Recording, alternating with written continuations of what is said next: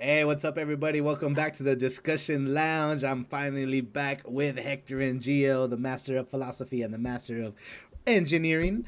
Thank you guys for watching all the content that has been going out recently. Hopefully, you guys are clicking on those videos and then looking at all the other stuff we got and visiting those videos and checking out the conversations we've been having. Today, we have something really cool. We're actually going to be discussing free will. Do we have it? Do we not have it? Is it a myth? Is it real? So this is another one of those conversations that I've definitely thought about. So this is definitely going to be one of those conversations that's going to be led by Hector and Gio, since philosophy and Gio also being a fan of philosophy. I'm sure you guys have encountered this conversation before. So I'm going to start it off with the little bit that I do know, which is this is something that's been discussed a lot, and they use the story of Oedipus, right? Which is the story of in Greek mythology where was destined to kill his father and marry his own mother, and because of this, they abandon him in the woods. He's picked up by another family. They raise him. He ends up still somehow, even when he finds out about his fate, or what his fate's supposed to be, he moves further away, and then eventually he just ends up meeting up with his father. He kills him somehow in a situation, and then ends up being with the wife of the man that he killed, which is his mother, right? So no matter what this Oedipus character was trying to do to prevent his fate, it still came down to fruition, right? So yeah, that's the story of Oedipus. And do we have free will or not? Everything is already determined for you. Is what that story is supposed to kind of insinuate. So with that being said, let's throw it over to Gio. And Gio, what do you think, man? Do we have free will? Is everything already predetermined for us? Yeah, enlighten us. Free will, as it's classically defined, as in you could have decided something, you decided one thing, but you could have decided another thing, is completely incompatible with the laws of physics. Like, there's no way to reconcile the idea that we can change the direction of where we're going if the laws of physics are already in place, telling your brain like where it's going to go. Every event has a cause, as far as science is concerned, and our brains are not immune to cause and effect. Every neuron that fires for a reason, and all those reasons eventually emanate from outside of your body, right? Including, that is such a broad. It's a very broad set of like the network of cause and effects is very broad, and so that includes what you've been taught, like all the experiences you've had, your genetics, where you were born, all those things. You can't decide, and you were not in the position to decide where those things, like those things, and so, and all of those make you who you are, right, and make you the person that or creates the system that makes that is like the decision making process for your brain, and all of that is emanating, all the like origin of that is emanating from outside of your body, and because of the idea that every action or every event has a cause, there has to be there's no way that you can come in and like change that, right? You can't go against the laws of physics. Right. Okay. So Hector, I believe that you might have a different take on this. I think you believe maybe that free will is real, and we do have it. Every decision that we make is ours. What do you think? How can you push back? And yeah, what are your thoughts? Yes. So let me see. First, I want to, like, just for the sake of the audience, right? I want to draw a distinction between two notions of freedom, right? One On one side, we have the type of freedom that uh, was born out of having rules and order in a society. We can call this like social political freedom, right? Basically, like, a society sets rules that govern the behavior and actions of the people within that state for their well-being and interests. On the other side, we have the type of freedom that is intrinsic or natural. We like to call it free will. Basically, is the actions and non-actions caused by the combination of our bodies, brain functions, natural tendencies / our needs as humans, that intuitively they feel like it's deliberate, right? And I think that's an important sentence right there, that it's a intuitive feeling to humans, right? There isn't a different way for us to see it or even come to believe it. But we'll get more into that in a bit, right? I do want to focus. I want to focus more on the type of freedom that is that. No, not the political type of freedom I'm talking about. But again, we could get into that as well later, right? So I want to stick to the idea of free will and whether or not such a thing is even possible. If you ask me, I would say that we as humans definitely have free will. And as long as you have full autonomy and your natural reasoning, then you're perfectly capable of making choices. These aren't, all the requirements to be able to make choices. Of course, you could, that's just a perfect world example. You could be, for example, paralyzed, the neck down and still, preserve your sense of free will, right? You still be able to process thoughts and make decisions. You wouldn't be able to tell your body like, hey, move my feet and let's get walking, right? But one of the more famous philosophers known, in deontology is Immanuel Kant, right? And he believed in Kantian freedom, which basically is the power of self-determination attributed to the will. So for him, freedom is a property of the will that activates its causality independently of alien causes, determining it, right? So he also believed in sort of dualism, which is that the body and the mind um, are made out of two different substances. So he regularly would mention, in his writings, the idea of the body belonging to the realm of the senses, or we could call this the realm of the physical, and the mind belonging to the realm of the intelligible or the abstract or the meta, right? Now, this is where, in my opinion, it gets muddy for Kant because he attributes free will in the realm of the meta. So he's able to bypass naturalism or natural laws in physics governed by a universe by saying that the type of free will that we experience is not part of this realm, it's part of the realm of the intelligible. So for him, he, like I said, bypass that. I, however, want to stick as much as possible to keeping this within the natural world and the order of physics. So that's what I got to say about that. So we could start with that. Are you guys familiar with quantum mechanics? Very little. Yep. Yeah. Okay. So I'm just gonna. I mean, even I'm not an expert on this. I took one class towards the end of my my studying, but I do know the gist of it, just at least to lay down the type of argument that I want to. So just real quick, quantum mechanics, right? It sort of says a contradiction to classical physics. It sort of flips classical physics upside down by pretty much literally showing that determinism, right? And sort of free will, not free will, but the idea that, like, you have a choice, could be, so that contradiction exists.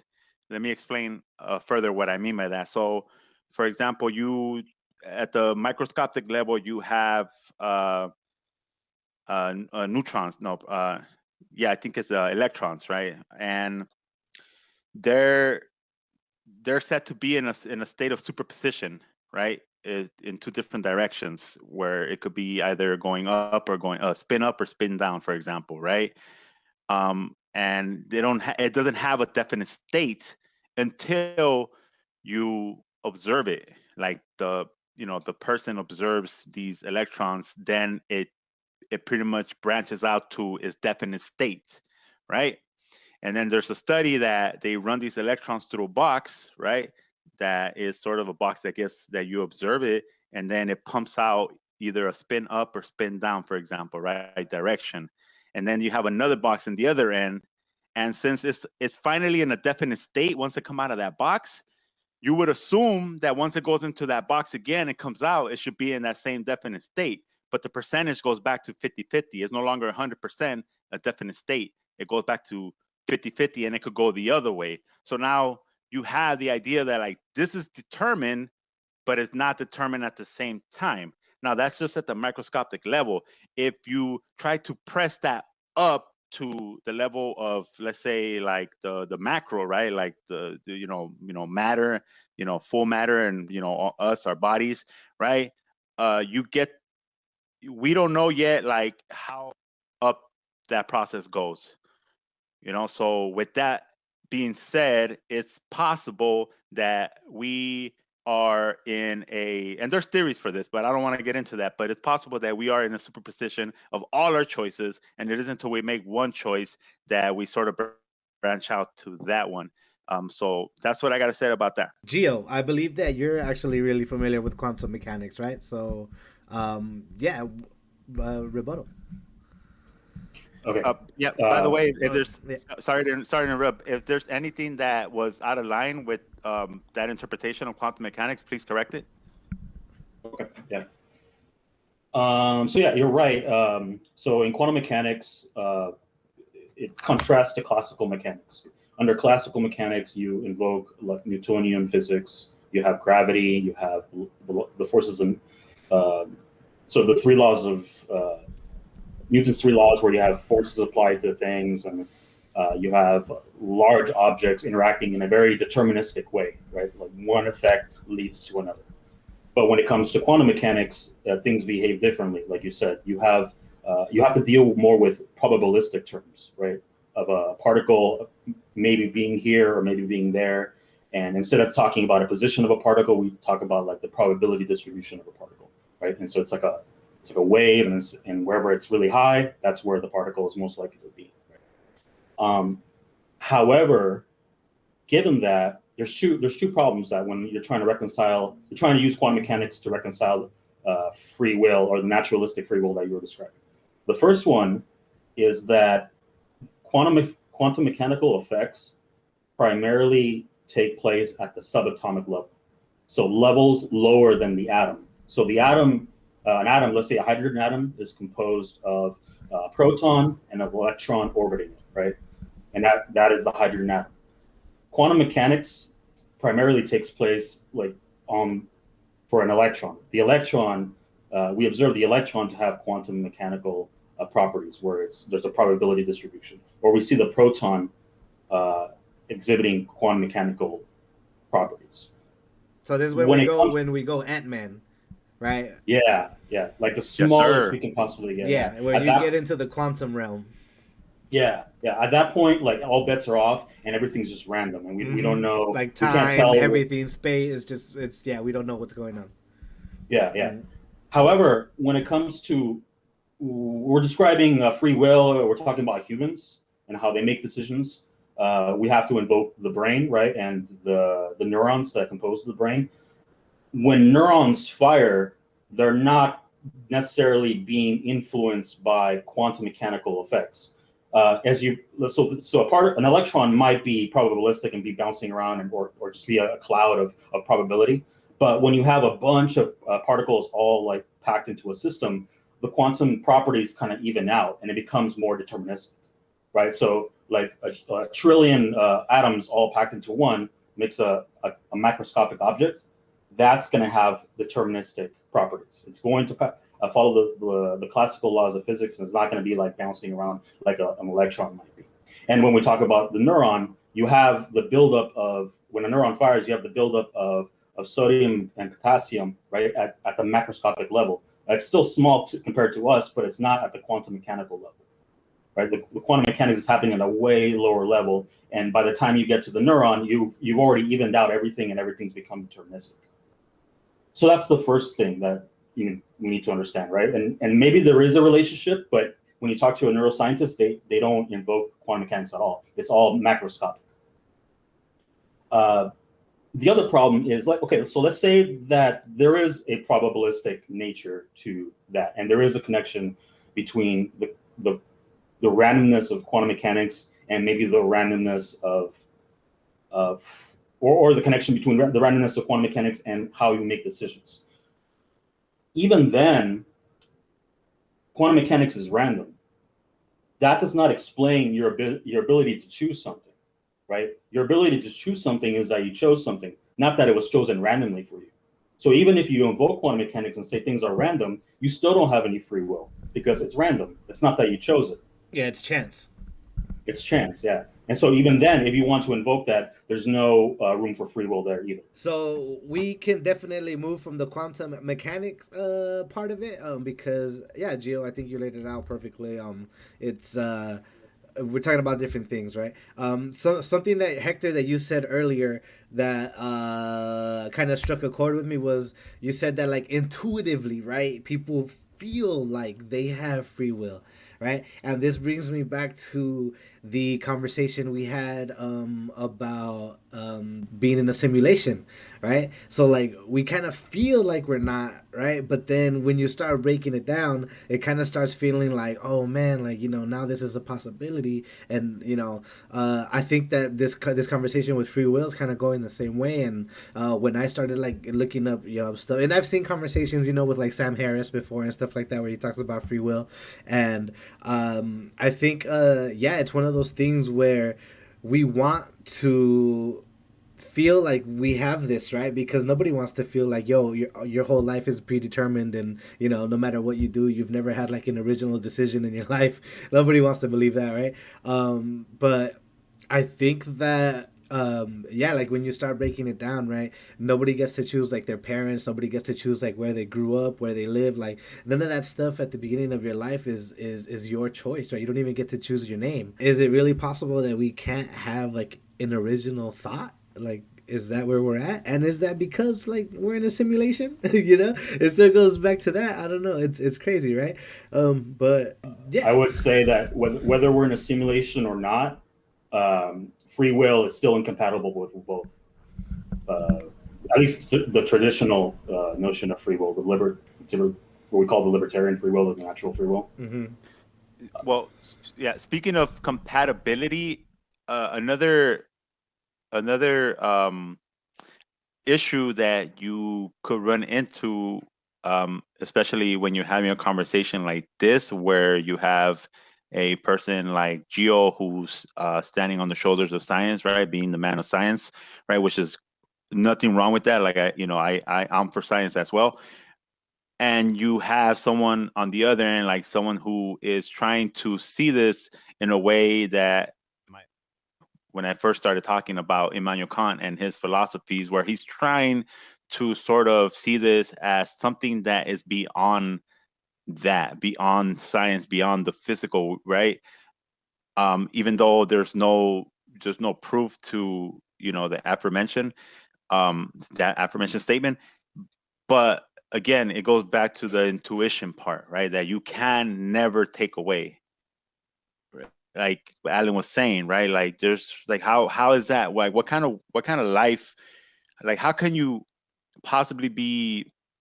If someone told you like, hey man, everything is predetermined, like it doesn't really matter. Like if you take a sip of that water, you don't, or if you walk down the street to go to the park, or you drive to the park, like at the end, like the choice is it's already made, and the your path is already chosen. Like that will never, I don't think that will ever click with somebody, like because I think that and I always say this a lot, the human experience, right? Like it's part of us, and that can never be stripped away.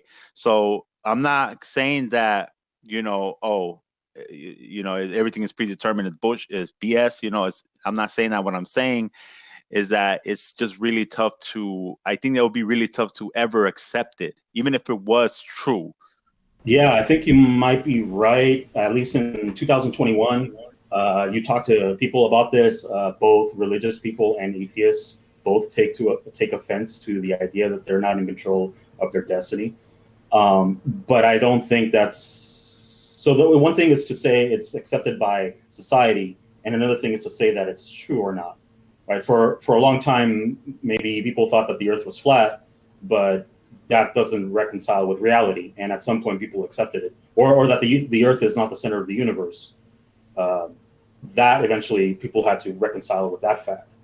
And also, so I think this also goes to like why even discuss it, right? Like, are there any, either we have, if we don't have free will, then does it really change anything, about the way we behave, or is it going to affect anything, right? And I think we can say something about that. I think it does actually bring into question the legal system when society chooses to punish somebody for their actions, and let's say we say that there isn't free will, then perhaps the consequences for that we impose on people may not be appropriate when we talk about the idea that there may not be free will. For example, like a serial killer may just be the product of like his genetics, his upbringing.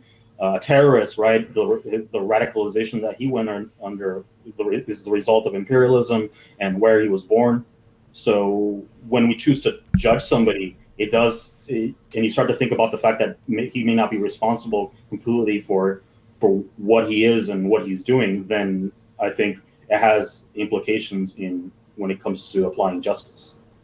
Yeah, definitely, right? That example is often brought up, right? When serial killers do what they do, right? It could be that they have like some kind of neurological issue, or they were abused by, in their upbringing, and just something eventually, right, triggers them to do this. So that means that and this is like a problem, like you say, like for the religious community, that there's no inherently like evil people, right? Like we would have to re-examine how we look at murderers, killers, like people who do like the most heinous of crimes, right? Yes, great points. It takes me back to my notion of what I call it, social political freedom. Right? It's not a legitimate term. I just made that up just so it can make sense to you guys in the audience, right? That's listening or is gonna watch this. Basically, like it's funny how, like, let's imagine or let's assume that, like, yeah, everything is deterministic, right? And like, why do we even have any of these like rules in place, to punish, or deter certain actions if they're inevitably going to happen, right? There's sort of a contradiction there between like what, society, wants as for its public versus what the science is saying, right? It seems like it's sort of like, if you want to believe everything's determined, that's great, but understand that you're living a life that is sort of set by the rules to be indeterminate. So it basically leaves it up to you. It's very individualistic, right? Like the choices are left up to you. You have the freedom in this country to do, a lot of things, right? It's all up to you, right? Like that's basically like the message that they're sending us. I don't want to get political about this, but hey, I guess Gio was right. Everything is political, you know. But yeah, so they're like we let's say we believe everything's deterministic, but yet we're told to live a life that you could do and be anything you want to be. I think that not like you're saying getting political with it, and talking about it like in a social view, like with a social lens. If you have enough capital, you can kind of do whatever the fuck you want, right? So it's like it's the working class that's stuck in the rat race, where it's like, yo, I wish I had free will, but I can't because I gotta wake up tomorrow and go to work, right? Like those are things that we don't want to fucking be doing, but we have to do it because it's in the social structure that's been created for us, right? And we all live in this rat race, and unless you're a Bezos, where your yacht has a yacht, right? Like it's kind of not in the cards for us, right? Gio? Yeah, yeah. So we're talking about not the naturalistic free will, but more of the political freedoms, the economic freedoms that go along with living where we live, right, in the United States. So the system we inherited, right, from the past, and it's the result of like thousands of years of human civilization building up. And you're right. if you don't have economic or political power, then you're less capable of doing the kind of stuff that Jeff Bezos or Elon Musk do. And that's something that creates, it's problematic when we're trying to have a democracy, right? Because then you have the potential for the abuse of power and the suppression of an entire like class of people, and that needs to be reconciled. That needs to be dealt with. But going back to naturalistic free will, I would say that, and you were talking about passion, right? And what we're into and what we choose to be into at a given moment. That can also, that those ideas are not compatible with naturalistic free will. You choose to, well, you like to say you choose, right? You're in a state, your mind is in a certain state at a given moment.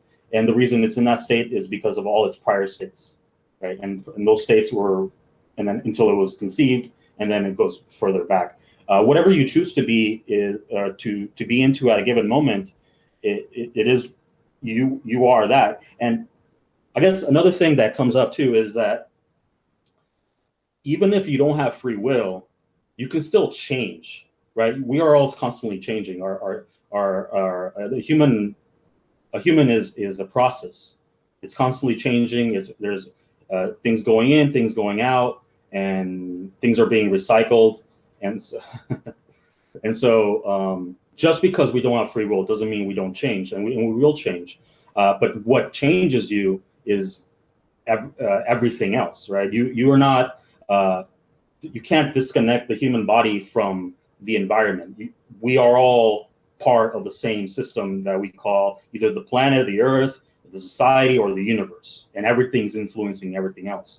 And so then when you're trying to pinpoint naturalistic free will, you end up looking deeper and deeper until it sort of vanishes, right? And there's no real room for it. Hector? Right. Yeah. So right now I was thinking about an article I read like 3 years ago. Is from a psychology journal, right? And there was this neurologist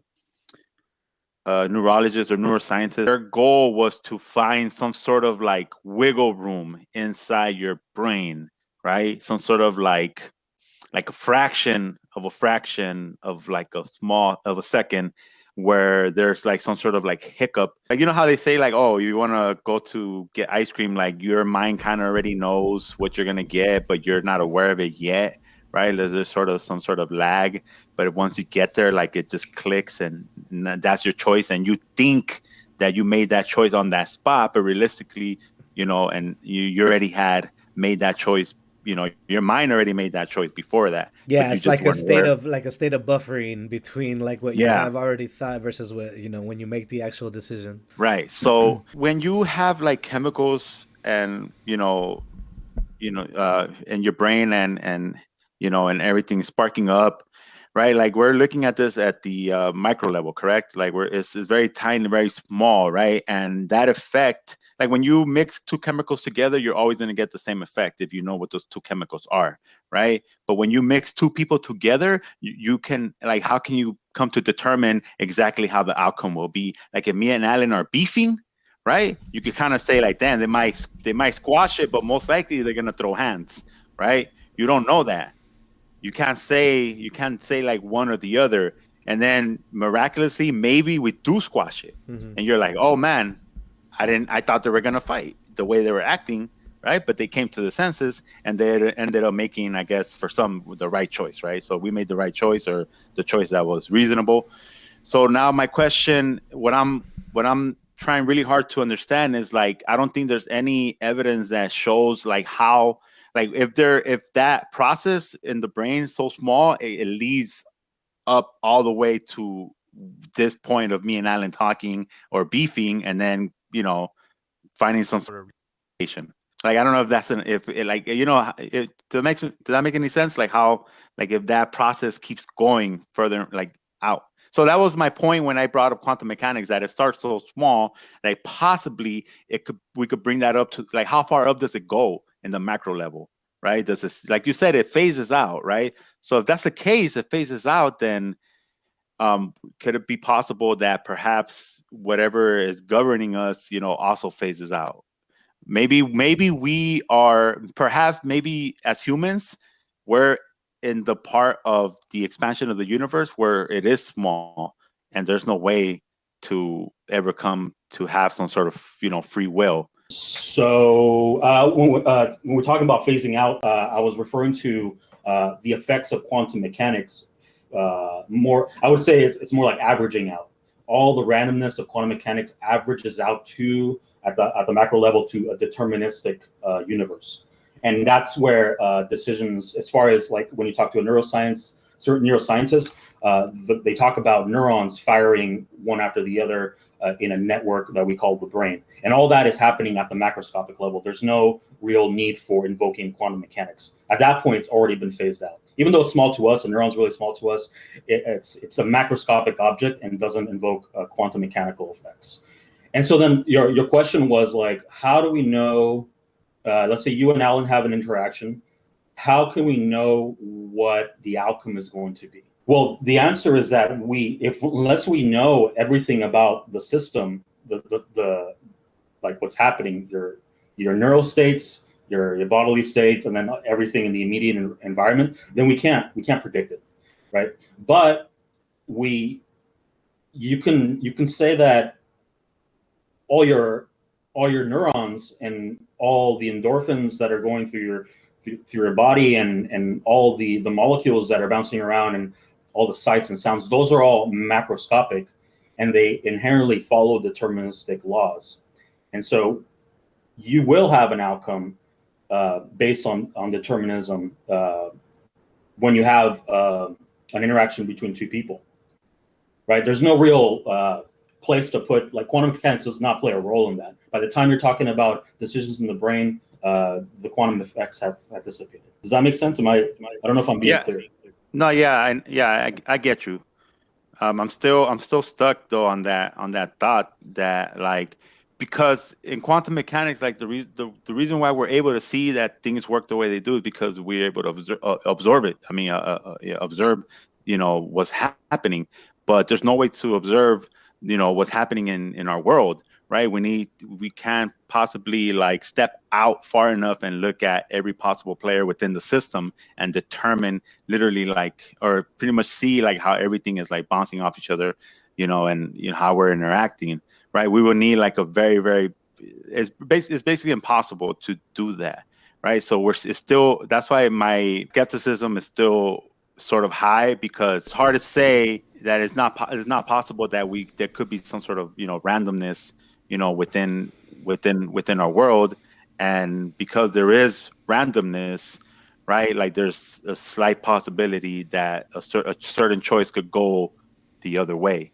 But I do see how even if that was the case, right, it still could sort of be seen as deterministic anyways, because just like in quantum mechanics, we know a superposition of an electron, like we just don't know what it's going to be. We just know that it could be 50-50 for let's say the beef between me and Alan.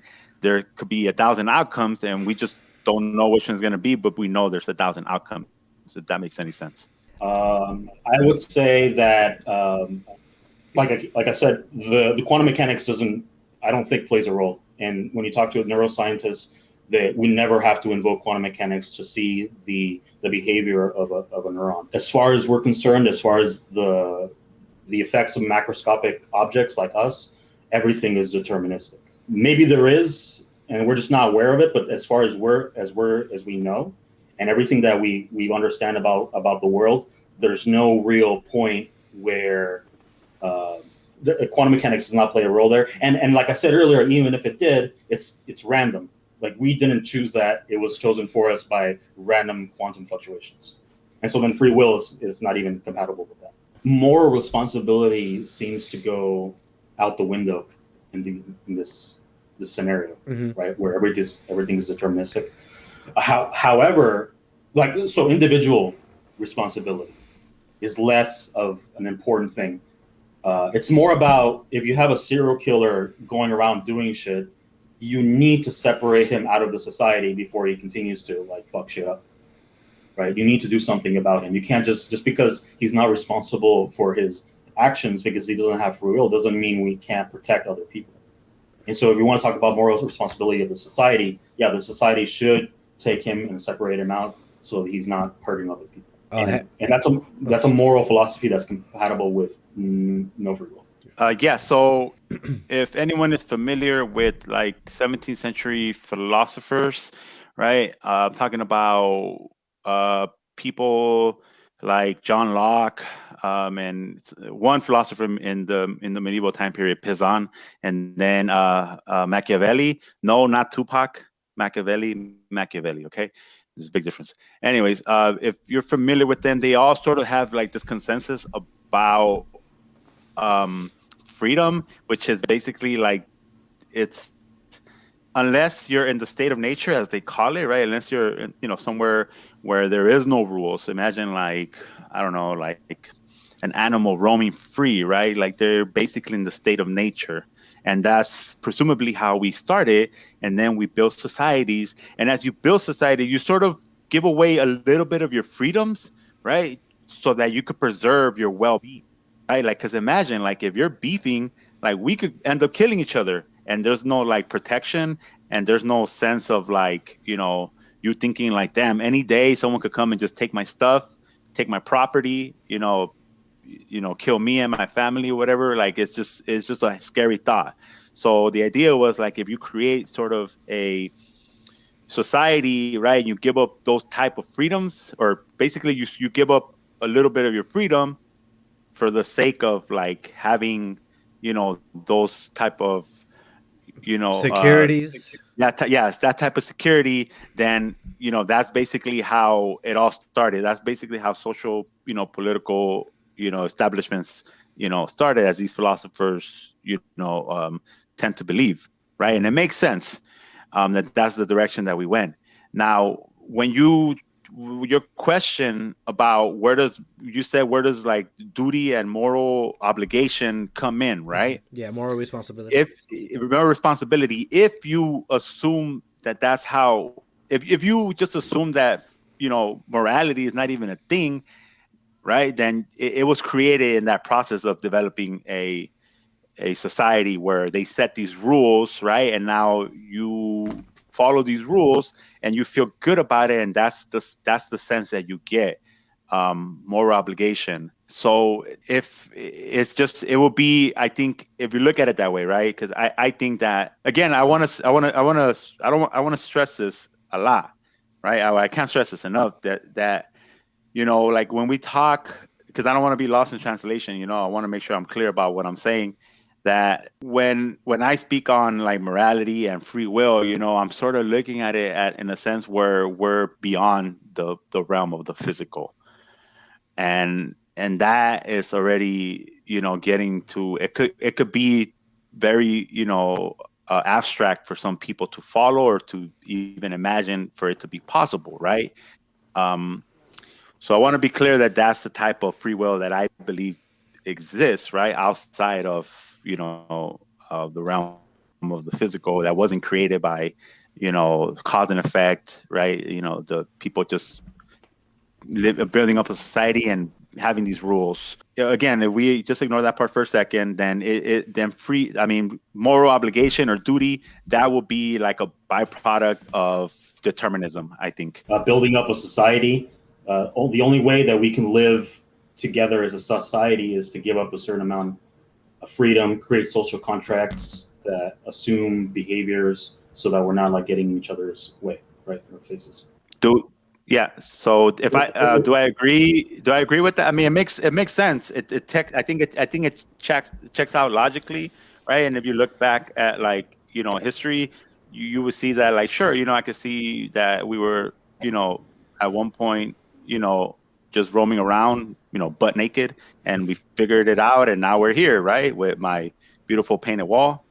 So It's like not satisfying, right? To feel like, man, like all of your your decisions are made for you already, and that's the thing. It's like, we as human beings are constantly looking to, like, for satisfaction, right? Or for what's it called, for like meaning, right? So how could this be? So yeah, that's just how I feel. Well, I would say that I'm sure it was very unsatisfying for people in the 15th century to suddenly realize that they're not the center of the universe, that they're not like, you know, God didn't create the universe just for humans, and people were really pissed off about that as well. So I wanted to go back. So the X factor, I think, in all of this, right, is how do you live your life?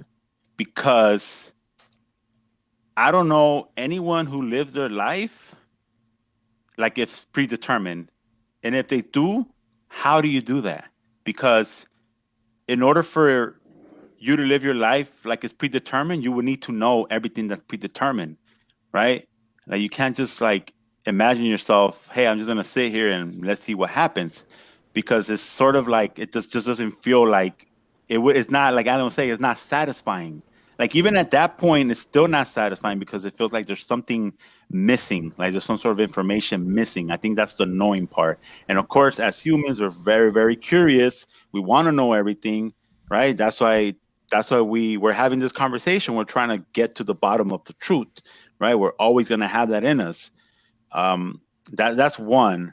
So you're saying your question was how someone who doesn't believe in free will, who thinks that the universe is deterministic, how do they live? You're right. There's information missing. So you could accept that you don't have free will and you're not ultimately responsible for your decisions, but then still be unaware of like how do you make your decisions, or how did you arrive at the action that you're going to take. Like just because I assume, or just because I think that I don't have free will, doesn't mean that the deterministic events that led to me acting in a certain way, that I'm even aware of them, right? Like, and you said, like, there's a sense of mystery there, and that's okay, right? It's actually the same as believing that we do have free will, that we can decide what we're going to do. Either way, like, I'm not aware of where the entire process of how I make decisions, if that makes sense. Look into study some of the proponents of determinism when it comes to human behavior. Sam Harris is a really good one. He's also really entertaining. Look into it, see what they have to say. But as far as I'm concerned, everything we understand about science and the physical world is not consistent with the traditional idea of free will. And by accepting that, I think we can then move forward with how we can restructure our lives if we need to. I don't know if we need to, but definitely society, I think, needs to be restructured, because the notion of justice, or the implications when it comes to justice, are pretty big if we start to accept that there isn't free will. Hector? So we were talking, Gio, you brought up that, when people found out that we weren't the center of the universe, it was devastating, right? Or it felt like it was a devastation, but they got past that, right? Finding out that, we're not the center of the universe, right? I don't think that is that's not a big hit to, the individual. Imagine finding out that everything is predetermined. I think that will be a bigger hit, right? That will be hard to accept and hard to process as a human being, right? Because it's about you. It's not about the center of the universe. When things happen that are outside, or that we think is outside of our, of our control, right? It doesn't feel as bad, right? Like if a tree was to fall in my car, I'll just be like, oh well, right? It happened. If I was to crash into a tree and then it tipped over and it fell on, I'd be like, damn, that was my fault, right? So I think there's something there. I think when you look at it in that sense, right? How we could say like, hey, we figured it out. Determinism is a thing, right? But I think it'll be really difficult to try to get people on board with that, because the way that we are as humans, we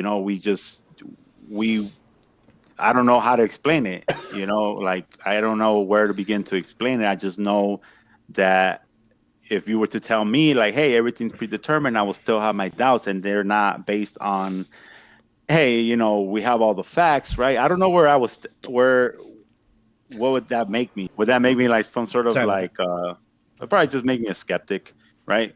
I'll just lean back to skepticism, which is like sort of, contradicting to me, because I don't, like, I make fun of like skeptics all the time, I say that like that's like the safest thing you could do whenever you're having like an argument with someone. Just be a skeptic, and you always like end up winning the argument.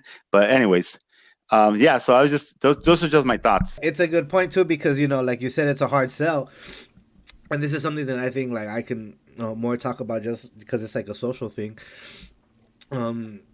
Like we pride ourselves on on the product that we are, right? I molded this person.